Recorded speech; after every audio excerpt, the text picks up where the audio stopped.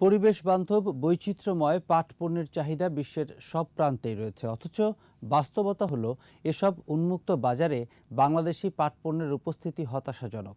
এমনকি দেশের বাজার ধরতেও ব্যর্থতা দেখা যাচ্ছে উদ্যোক্তাদের।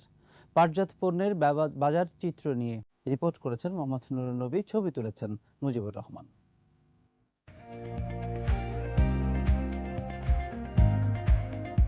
পাটই একমাত্র ফসলি উদ্ভিদ যার প্রত্যেকটি অংশই কাজে লাগানো যায়।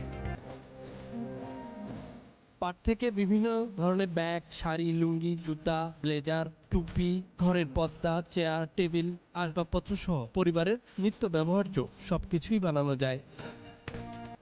পাটজাত পণ্যগুলোর ধারণা দিতে 282টি বৈচিত্র্যময় নমুনা রাখা আছে বাংলাদেশ জুট ডাইভার্সিফাইড প্রমোশন সেন্টারে। এসব পণ্যের তালিকা গেজেট আকারে প্রকাশও করেছে সরকার।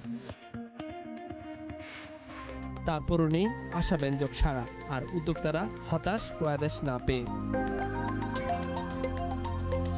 ডাইভার্সিফাইড প্রোডাক্টের ইউরোপের দেশে তো হিউজ চাহিদা, ওরা অনেক সচেতন, কারণ এগুলো পরিবেশ বান্ধব একটা প্রোডাক্ট। তো আমাদের দেশে এই সচেতনতা হয়তো আরও বৃদ্ধি করা দরকার। রিয়েল জুট দিয়ে এক্সপোর্ট হচ্ছে, বাট আমাদের থেকে বেশি অ্যাডভান্টেজ পাচ্ছে বা বেশি এক্সপোর্ট করতেছে চায়না।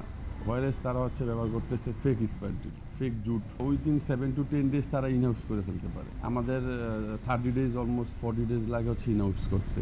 ওই ক্ষেত্রে আমরা পিছিয়ে যাই। ডাইভার্সিফাইড প্রোডাক্টের একটা হাব তৈরি হোক, যেটা বাংলাদেশ। এসব প্রত্যেকটি পণ্যের বেশিরভাগই তৈরি হয় হাতে বা হালকা যন্ত্রপাতি ব্যবহার করে। বড় বিনিয়োগকারীরা কারখানায় তৈরি করলেও ব্যক্তি পর্যায়ে বাড়িতেই বানানো যায় এসব পণ্য। ট্রেডিশনাল প্রোডাক্ট যে ছালা বস্তা, এগুলো বানালে থাকলে চলবে না।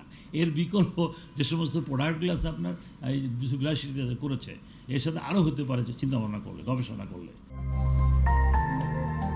পরিবেশ বান্ধব বলে ইউরোপের বাজারে পাটজাত পণ্য কিনতে ক্রেতাদের রীতিমতো লাইন পড়ে যায়, কিন্তু এদেশে সেভাবে এগিয়ে আসছে না উদ্যোক্তারা।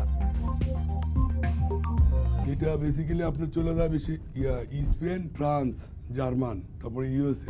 অন্যান্য সাধারণ পণ্যে 7 থেকে 12 ভাগ ভর্তুকি হলেও বৈচিত্র্যময় পাট পণ্যে 20 ভাগ সরকারি ভর্তুকি। এসব পৃষ্ঠপোষকতার পরও শুধু বাজার ধরতে না পারায় এগুতে পারছে না উদ্যোক্তারা। সারা বিশ্বেই এখন পরিবেশ বান্ধব পণ্যের দিকে মানুষের একটু বেশি আগ্রহ, কিন্তু বাংলাদেশে সেভাবে সচেতনতা তৈরি করা যায়নি। পাট আমাদের নিজস্ব পণ্য এবং এই পাটকে ব্যবহার করে এরকম পরিবেশ বান্ধব অসংখ্য বহুমুখী পাট পণ্যও তৈরি করা যায়।